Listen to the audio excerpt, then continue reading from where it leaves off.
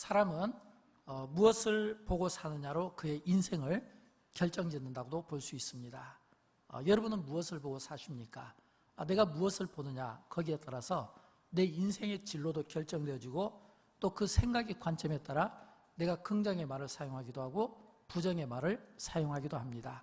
내가 무엇을 보느냐, 또 무엇을 보고 사느냐, 여기에 따라서 우리의 인생이 결정되어진다라고 해도 과언이 아니다라고 하는 겁니다.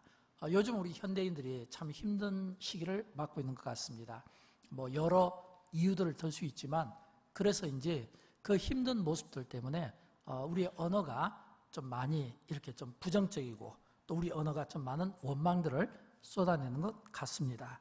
그래서인지 서로에 대해서 믿지 못하는 마음도 있고 또 불신하는 마음도 있고 거짓말과 이간질과 이런 불편한 마음들이 상당히 우리 사회를 오염시키고 있는 것을 보게 됩니다. 여러분, 예를 들어서 아침에 딱 일어나면 이제 저 같은 경우는 제 세대에서는 주로 아침에 일어나면 이제 TV 리모컨을 통해서 아침 뉴스 듣는 게 일상입니다. 우리 또 젊은 친구들은 또 휴대폰으로 또 볼 수 있기도 하고, 그래서 이런 헤드라인, 이런 뉴스를 보면 별로 기분이 안 좋은 이야기가 많아요. 왜일까요? 뭔가 이렇게 헤드라인 뉴스에 보면 정치, 경제, 그리고 사회 모든 분야에서 좀 힘들어 보이는 이런 사건, 사고들로 인해서 마음이 좀 눌림을 받는 이런 모습들을 우리가 발견하게 됩니다. 그래서 우리는 그런 일들을 겪을 때마다 마음이 막 아프지 않습니까? 남의 일처럼 느껴지는 것이 아니라 내 일처럼 느껴지는 이런 마음의 답답한 이런 마음들을 우리는 갖게 된다라고 하는 겁니다. 그러면서 또 이런 생각을 해봅니다. 왜 자꾸 저런 일들이 일어날까라고 하는 겁니다. 여러분, 우리 앞에 안 좋은 일들을 보면서 무슨 생각을 합니까? 왜 그런 일들이 일어날까? 이런 생각을 갖지 않습니까? 그러면서 또 우리가 영적인 사람이라면, 적어도 우리가 하나님의 말씀으로 살아가는 사람이라면 교회가 그 책임이 없다라고 이렇게 말할 수도 없을 것입니다. 왜냐하면 교회가 하는 일 가운데 하나가 시대의 어떤 막혔던 담들을 허물어주는 역할을 하고 또 세상을 치유하고 또 사회를 치유하는데 또 교회가 쓰임을 받아야 되지 않겠습니까? 왜냐하면 교회는 자정 능력을 갖고 있기 때문입니다. 그러나 한편으로는 정말 교회가 자정 능력이 있는가라고 할 때 우리의 약한 영성이 이런 자정 능력을 보여주지 못하는 것 같아요. 왜냐하면 여러분, 우리가 자정 능력 할 때 좀 쉬운 예로 무엇을 우리가 하냐면 스펀지를 들 수가 있어요. 요즘에 막 이렇게 날씨도 좀 습하고 비도 오고 그러다 보니까 막 좀 바닥도 지저분하고 여기저기 막 오물 같은 것들이 이렇게 막 떨어져 있잖아요. 근데 이 스펀지의 특징은 뭐냐면 갖다 대기만 하면 스펀지는 움직여도 소리 안 나는 거 아시죠? 그리고 이 스펀지는 어디에나 바닥에 대면 다 닦입니다. 그 안에 있던 오물들이나 또 찌꺼기들이 이 스펀지 안에 흡수됩니다. 교회가 정화 능력이 있다는 건 바로 그거예요. 오늘 이 세상의 온갖 찌꺼기 같은 또는 어떤 더러운 사건들, 이런 불편한 일들을 교회가 그들을 다 수용하고 그리고 정화시키는, 이게 교회의 본질입니다. 근데 사실은 교회가 우리가 이런 삶을 살아가고 있는가라고 하는 겁니다. 저는 그런 가운데 할 수만 있으면 교회가, 지금도 저는 세상을 치유하고 뭔가 이렇게 막혔던 담들을 허물어주고 뭔가 관계의 회복을 원하며 또 이 교회를 통해서 저는 하나님의 영광을 받으신다고 믿습니다.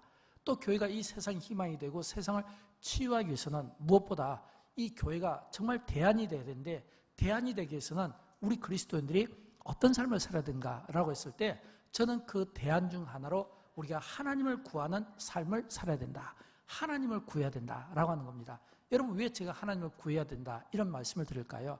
인간의 이 죄된 성품은 오염이 되어서 우리가 하나님께 영광을 올려드리며 하나님께 찬양을 하는 백성이라고 이야기하지만, 그러나 죄된 본성이 사실은 하나님께 영광을 돌리지 못하고 오히려 우리가 미혹을 받아서 오히려 어두움 가운데 살아가는 경우가 많다라고 하는 겁니다. 로마서 1장 21절에 보면 그 말씀인데 우리 같이 읽어보도록 할까요?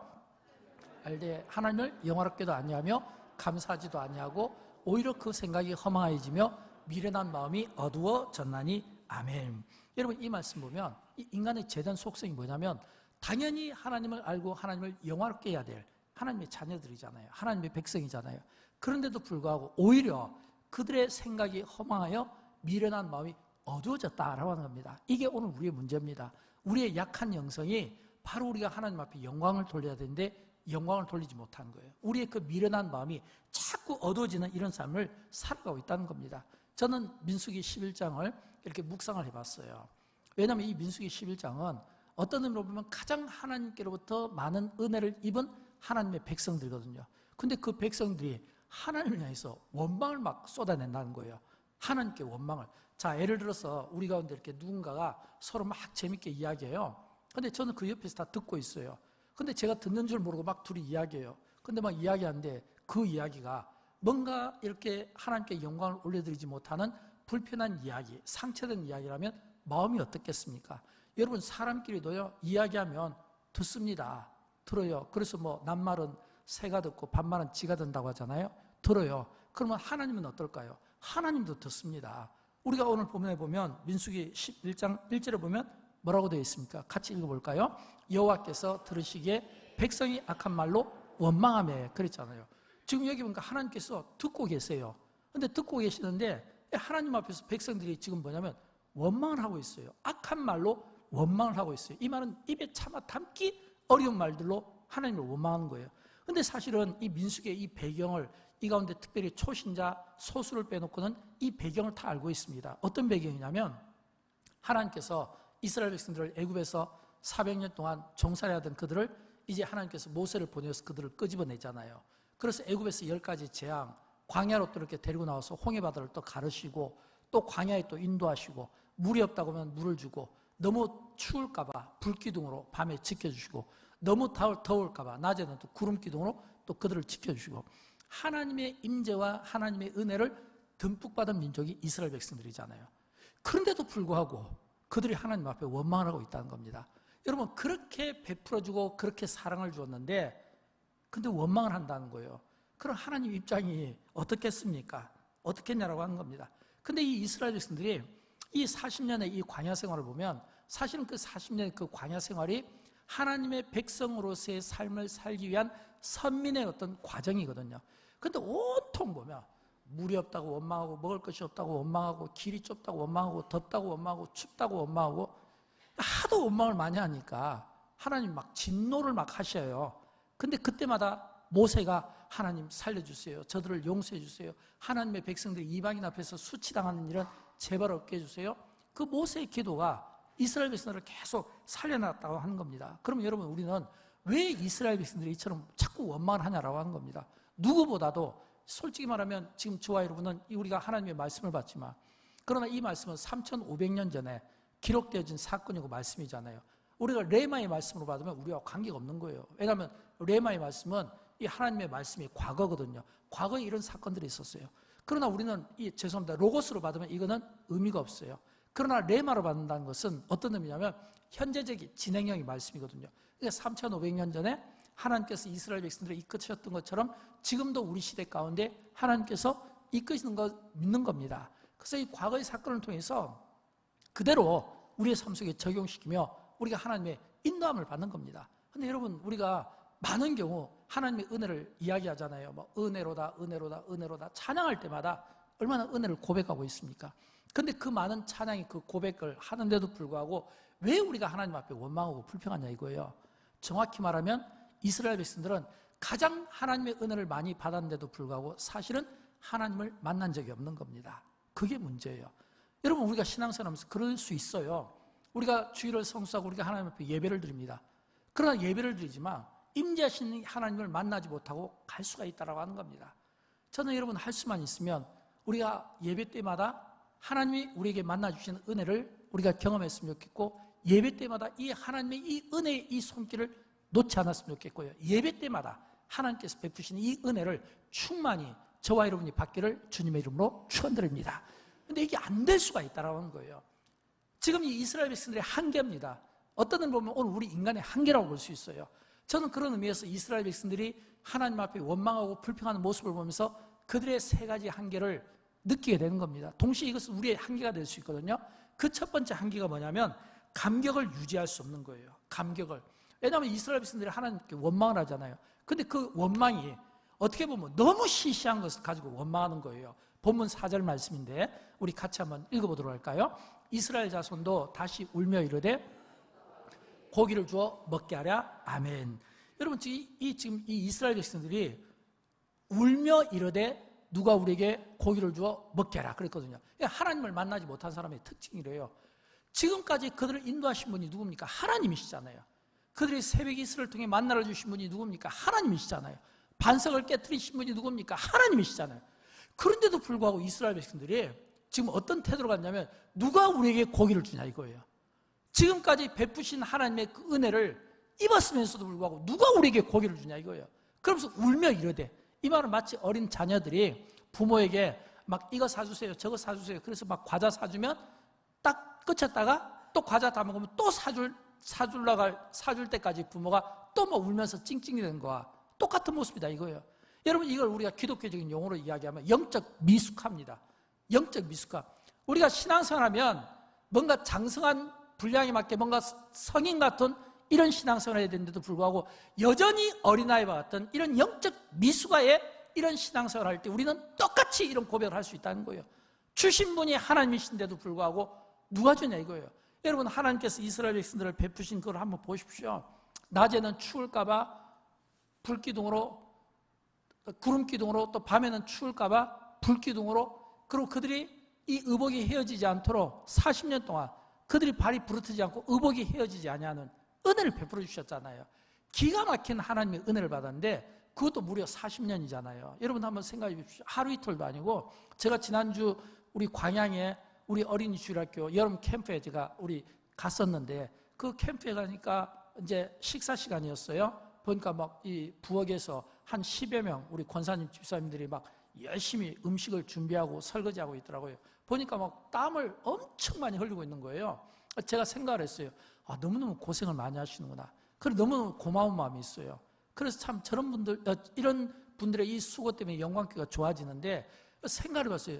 지금 저렇게 수고하시는 우리 집사님, 권사님들이 몇 끼를 준비할까? 3끼 아니면 4끼거든요.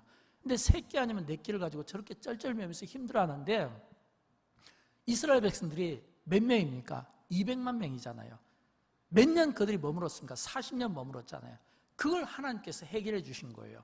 그러니까 이 하나님의 이 해결 방법이 우리와 다르잖아요.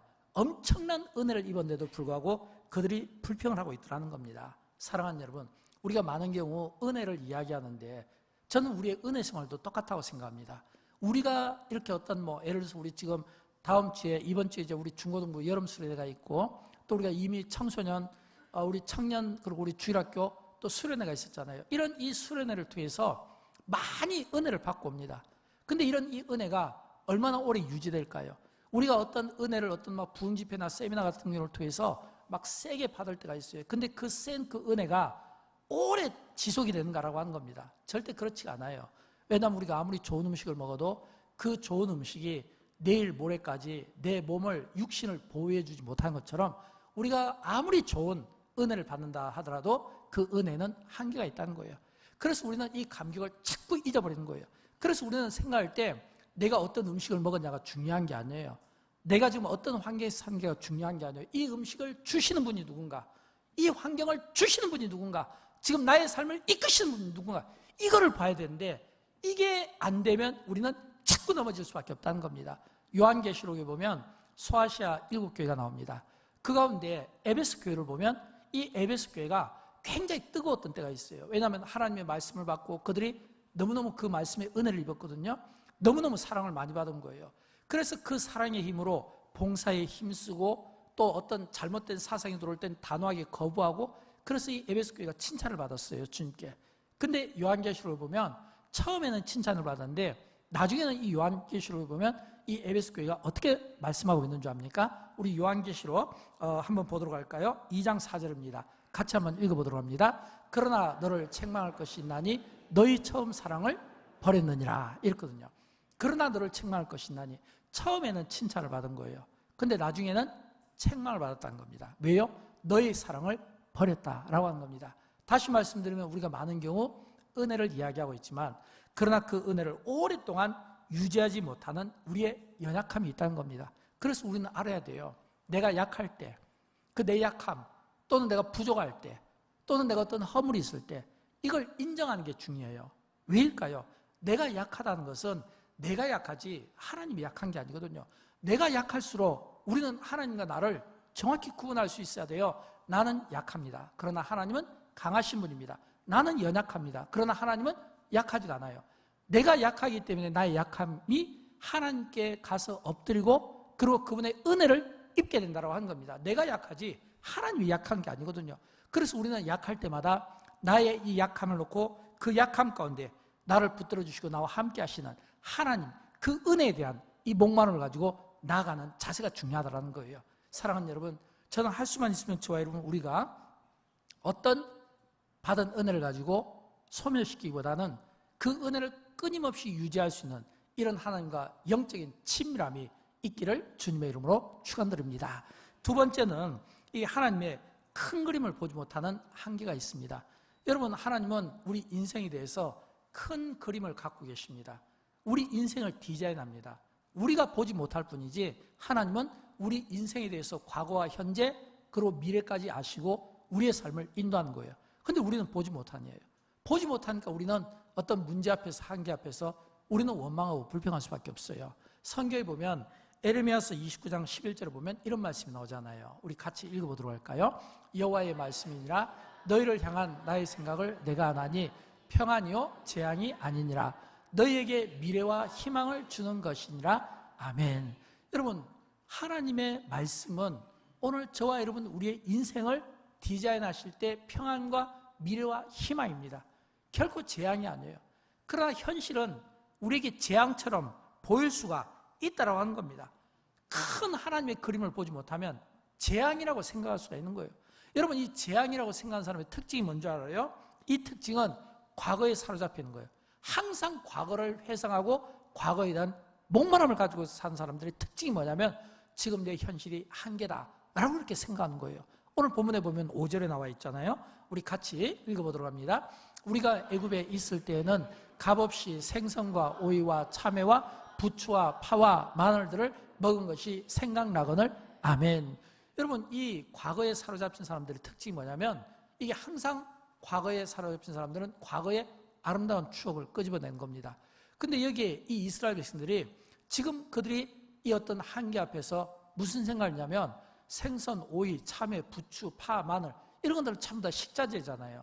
근데 이런 이 식자재들이 전부 다 애굽에 있을 때 이것들이 아마 그들을 아마 음식으로 좋은 요리들을 만들어냈을지는 몰라요.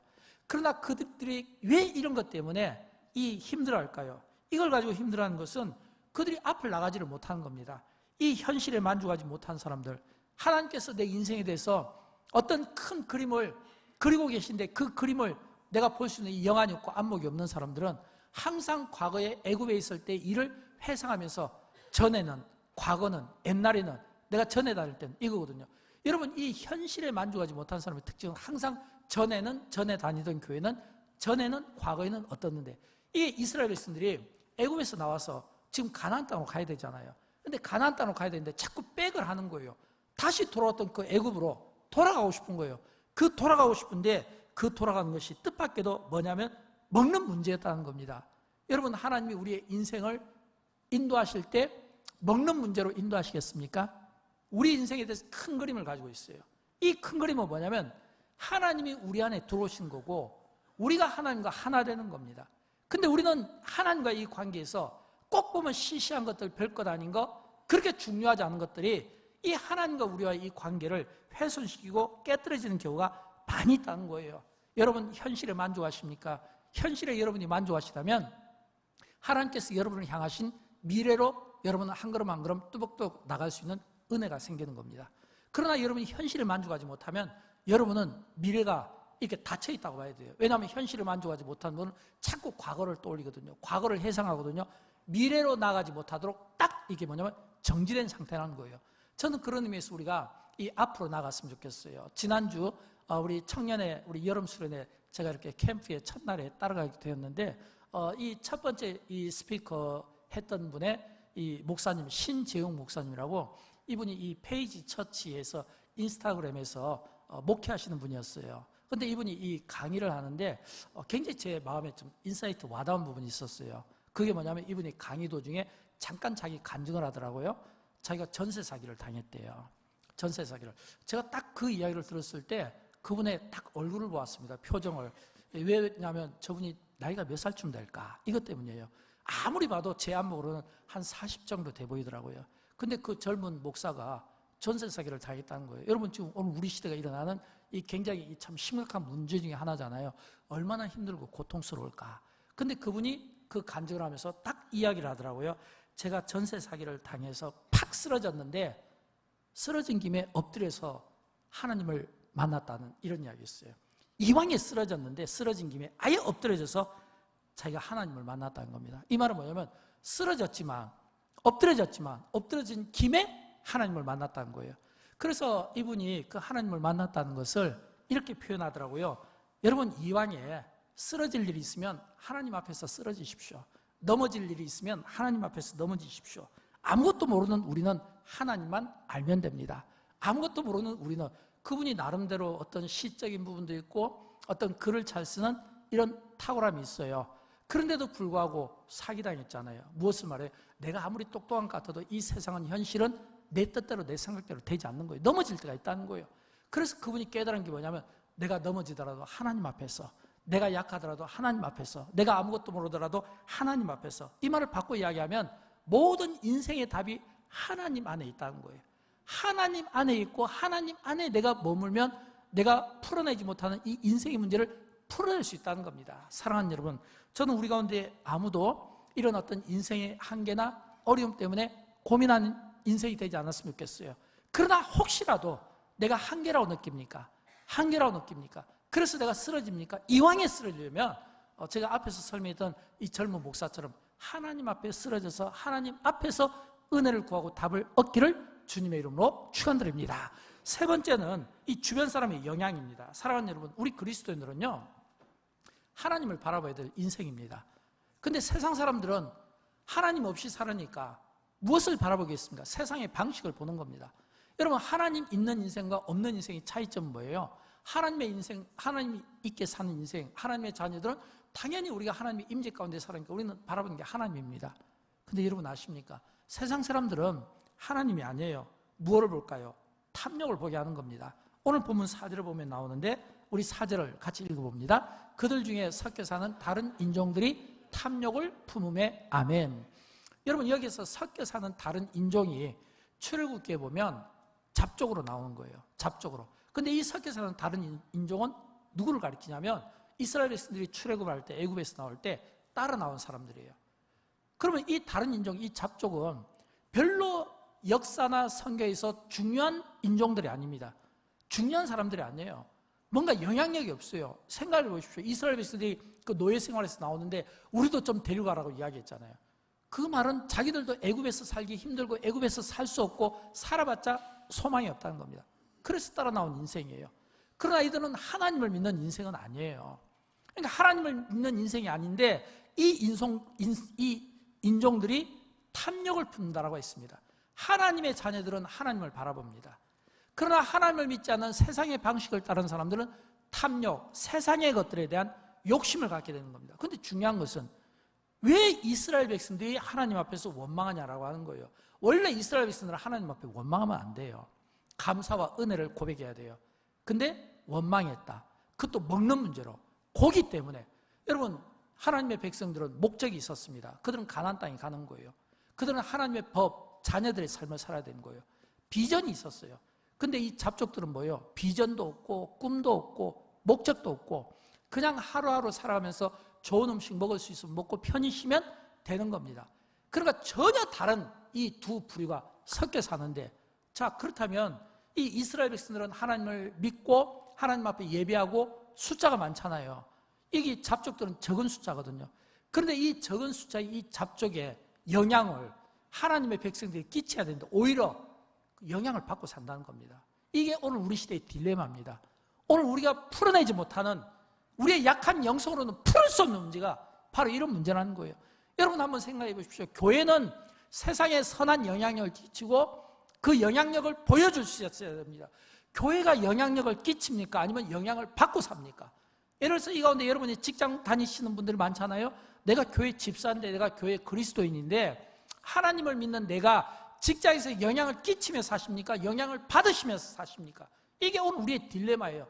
우리는 많은 경우 우리가 세상의 빛처럼 소금처럼 영향을 끼친다고 믿고 싶겠지만 전혀 그렇지 못한 삶을 우리가 살아가고 있다는 겁니다. 오히려 세상은 교회에 대해서 비난하는 모습을 보입니다. 여러분, 교회가 뭐 부도덕하고 잘못을 하고 무슨 뭐 횡령을 해서 그런 게 아니에요. 왜 그들이 비난할까요? 이유는 딱 하나예요. 우리는 이렇게 살아도 너희는 그리스도인이라고 하니까, 하나님의 자녀라고 하니까, 하나님의 법을 따른다고 하니까 우리와 같이 살면 안 된다는 거예요. 근데 우리는 그냥 막 거짓말도 하고 남도 속이고 비방도 하고 막 이렇게 욕심도 부리고 식탐도 갖고 탐욕도 부리고 하는데, 그러나 너희는 하나님의 자녀라면서, 그러면 너희는 이렇게 살면 안 된다는 거예요. 근데 똑같이 사는 거예요. 그리고 화가 나는 거예요. 왜요? 다르다는 그 이유, 우리가 다름을 존중해 주는 거예요. 근데 존중해 주는데 왜 너희가 다르게 살지 못하는 거예요? 예를 들어서 우리 가운데 아주 착한 사람이 있어요. 착하니까 이 사람은 항상 착해. 근데 그 착한 사람이 착하지 않은 행동을 하면 배신감을 느끼지 않겠습니까? 왜 배신감을 느끼나요? 착해야 되는데 착하기 때문에 내가 착하다고 믿고 있잖아요. 세상 사람들은 우리 그리스도인들에 대해서 이런 기대가 있어요. 교회에 대해서 이런 기대가 있어요. 그런데 그렇게 살지 못하니까 비방하고 비난하고 화가 나는 거예요. 우리는 마음대로 살아도 너희는 그렇게 살면 안 된다라고 하는 겁니다. 여러분, 그래서 우리 그리스도인들에게는 예배가 중요한 겁니다. 왜 예배가 중요할까요? 우리가 한 번의 어떤 큰 은혜를 우리가 받지는 못하지만, 그러나 우리는 매 예배를 통해 하나님의 임재 앞에 있으며 우리의 죄성을 고백하고 우리의 죄를 하나님 앞에 용서를 구하고, 또 우리가 매 예배 때마다 임재하신 이 하나님과 이 친밀한 이 교제를 통해 하나님의 뜻을 구하기도 하고 하나님을 품기도 하고 하나님께 기도하기도 하고, 그래서 우리의 연약하지만 강하신 하나님 그 속에서 친밀함과 이 교제 속에서 날마다 살아갈 때 우리는 우리의 한계를 극복할 수 있고, 우리가 이 막 흔들리는 이 세상 속에서 요동하지 않게 된다는 거예요. 여러분, 저는 우리가 하나님 앞에 예배를 잘 드림으로 말미암아 우리의 예배 생활 때문에 우리가 세상에서 요동하거나 또는 우리가 세상의 어떤 잘못된 이런 세속주의적 이 생각에 사로잡히기보다는 예배하는 우리를 통해 하나님이 찾으시는 그 한 사람, 그 예배자가 저와 여러분이 되어서 그 예배가 주는 그 영향력과 그 힘으로 오늘 우리의 모든 한계들을 물리칠 수 있기를 주님의 이름으로 축원드립니다.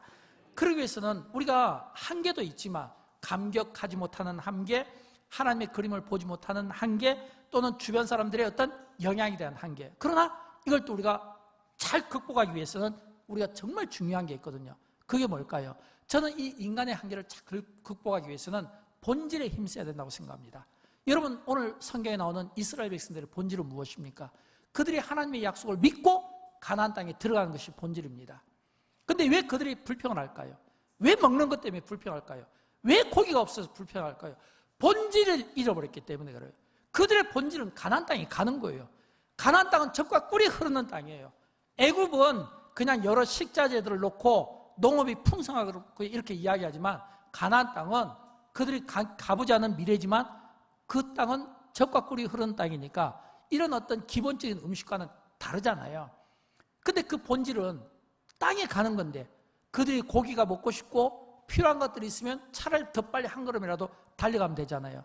그런데 이 탐심에 사로잡혀서 이 탐심 때문에, 이방인들의 이 사상 때문에 본질이 흔들려 버리니까 자꾸 과거로 백을 하는 이런 잘못된 인생을 살아가게 되더라라고 하는 것입니다. 그러나 본질을 추구하는 마음이 있으면 우리는 전진하는 인생이 되게 되는 겁니다.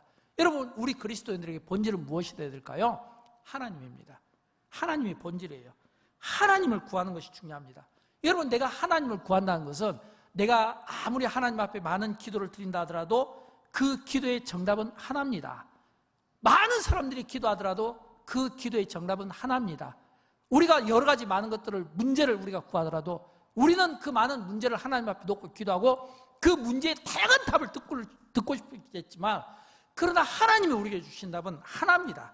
그게 뭘까요? 하나님이라는 거예요. 하나님.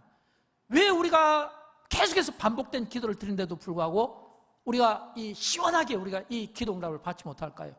왜 우리가 여러 다양한 형태의 어떤 기도로 하나님께 아뢰더라도 이 기도의 응답이 쉽게 오지 않을까요?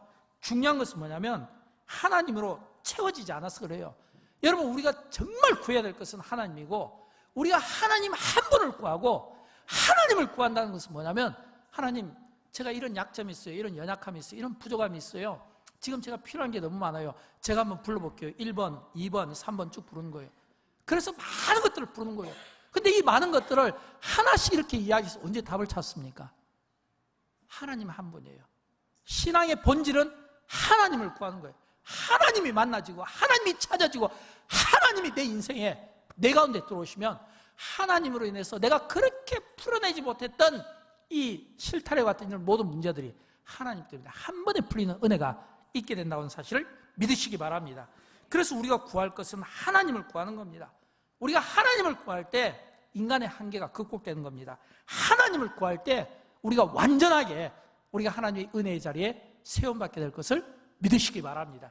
하나님을 구하는 인생이 되어야 되는 거예요. 그 다음에 두 번째는 우리가 이 한계를 극복하기 위해서는 같은 꿈을 가진 좋은 이웃을 많이 두는 것이 좋습니다. 좋은 이웃. 앞에서도 잠시 말씀드렸지만 이스라엘 백성들은 꿈이 있었습니다. 잡족은 꿈이 없었어요. 이스라엘 백성들은 가는 목적이 있었어요. 잡족은 목적이 없었어요. 이스라엘 백성들은 하나님 앞에 거룩한 예배를 드리며 나가야 됐습니다. 근데 잡족들은 그냥 먹고 자고 이게 그들의 삶이었습니다. 그러니까 목적 있는 이스라엘 백성들과 비전 있는 이스라엘 백성들과 목적 없이 비전 없이 꿈 없이 살아가는 이 잡족들이 섞인 겁니다. 그러니까 좋은 결과가 나올 수가 없잖아요. 그러니까 이 이스라엘 백성들이 영향을 끼치지 못하고 오히려 세속적인 세상이 추구하는 방법에 영향을 받으면서 변질하고 원망하고 불평하고 하나님 앞에 교만된 이런 삶을 살아간 거예요. 전부 하나님을 만나지 못한 결과입니다. 진실로 그들이 하나님을 만났다면, 하나님께서 그들을 만나주셨다면, 그들이 하나님 인자 앞에 섰다면 절대 그럴 수가 없는 거예요. 그러면 그들은 뭘까요? 결국은 신앙이 겉핥 기밖에 안 됐다는 거예요. 더 중요한 것은 그들에게는 서로 사랑하고 위하는 마음이 없었다는 거예요. 여러분, 같은 꿈을 가진 좋은 이웃을 둔다는 것은 어떤 의미일까요? 같은 꿈을 가진 좋은 이웃을 둔다는 건 이런 의미인 것 같아요. 예수님께서 공생 기간 중에 특별히 이 백부장의 믿음을 칭찬하셨어요. 정확히 말하면 이 백부장의 믿음에 감동을 받으셨어요. 왜 감동을 받았냐면, 여러분, 이 백부장은 이방인이잖아요. 이 로마의 장교잖아요. 100명 수하가 있었잖아요. 많은 하인과 종들이 있었거든요. 근데 이 백부장은 그 하인 중에 한 명이 병이 들어서 죽게 생겼어요. 근데 죽게 생겼는데 이 백부장이 유대의 장로들을 찾아갑니다. 예수님께 청탁을 좀 넣어서 이 죽어가는 이 하인을 좀 살려달라는 거예요. 그러면서 이 죽어가는 이 하인을 이 백부장이 뭐라고 표현하냐면 내가 사랑하는 종이라는 이런 표현을 씁니다. 여러분, 사실 이 백부장이 이런 표현을 굳이 하인에게 쓸 필요가 없거든요. 고대 사회에서는. 근데 그러면서 유대 장로들에게 이야기했는데, 근데 사실은 이 유대인과 유대 장로들과 이 백부장은 절대로 친해질 수 없는 관계입니다. 그렇죠? 근데 이 유대 장로들이 청을 받아줍니다. 그래서 예수님께 가는 거예요. 그래서 이 하인을 좀 살려달라고 부탁을 하는 거예요. 근데 여러분, 사실은 이 유대 장로들이 예수님과 좋은 관계가 아니에요. 왜냐하면 이 유대 장로들, 이 종교 지도자들은 틈만 나면 예수님을 고소할 조건들을 찾으잖아요. 좋은 관계가 아니에요.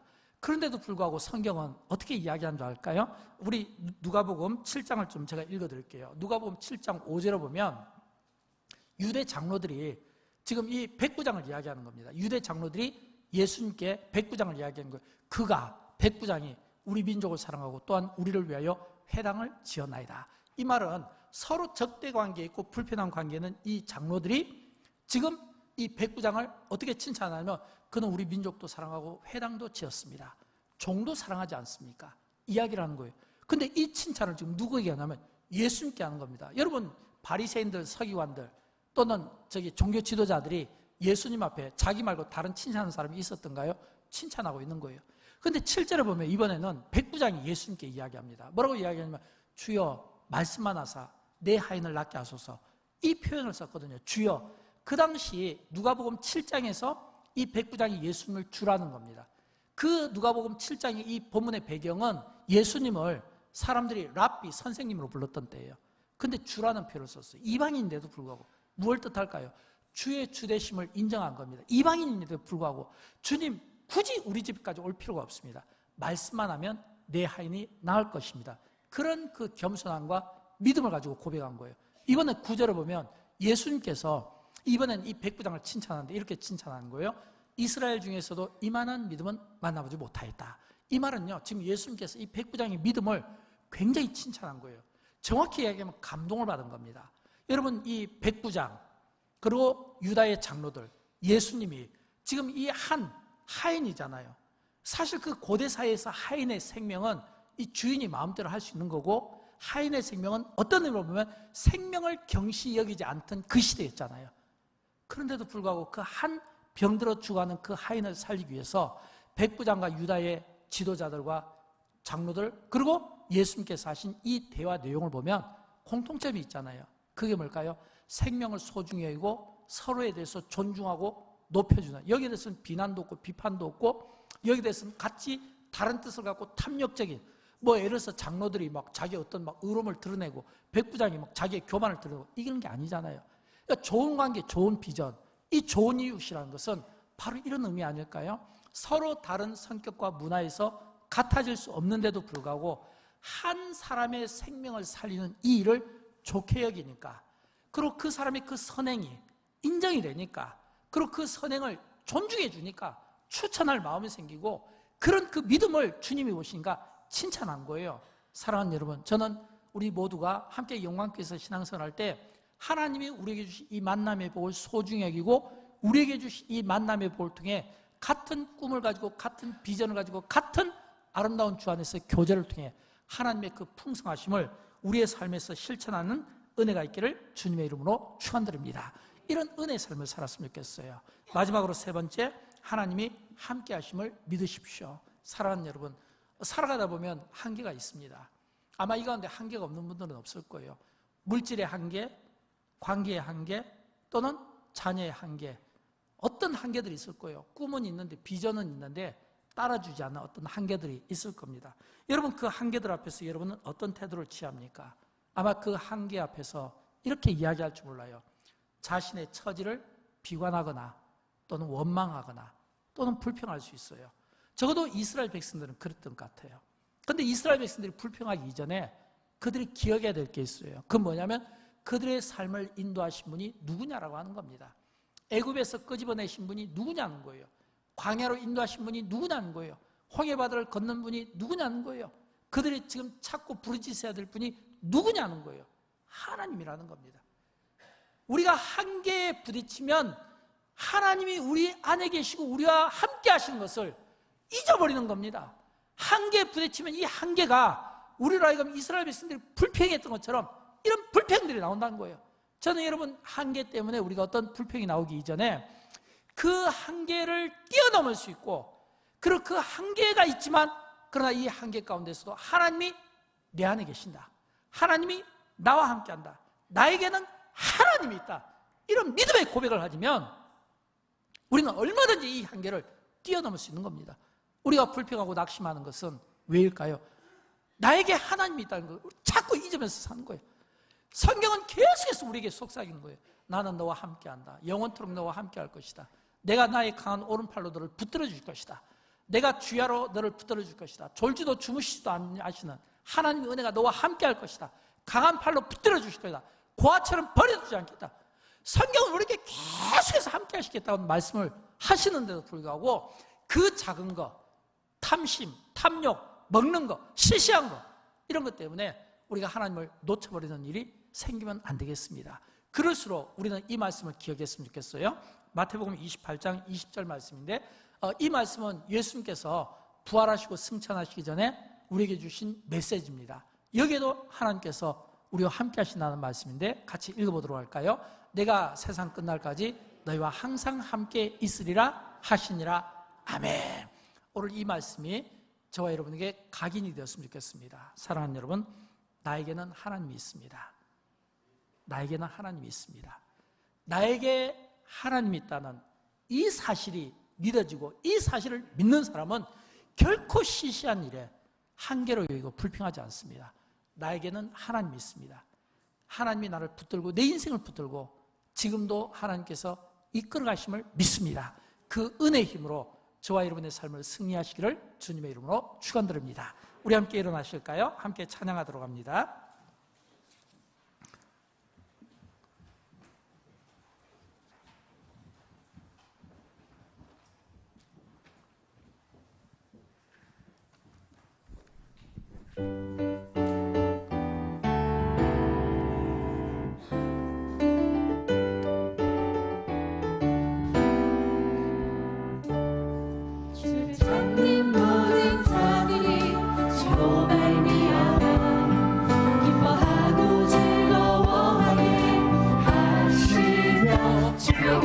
사랑하는 자들이 항상 말하기를 하나님은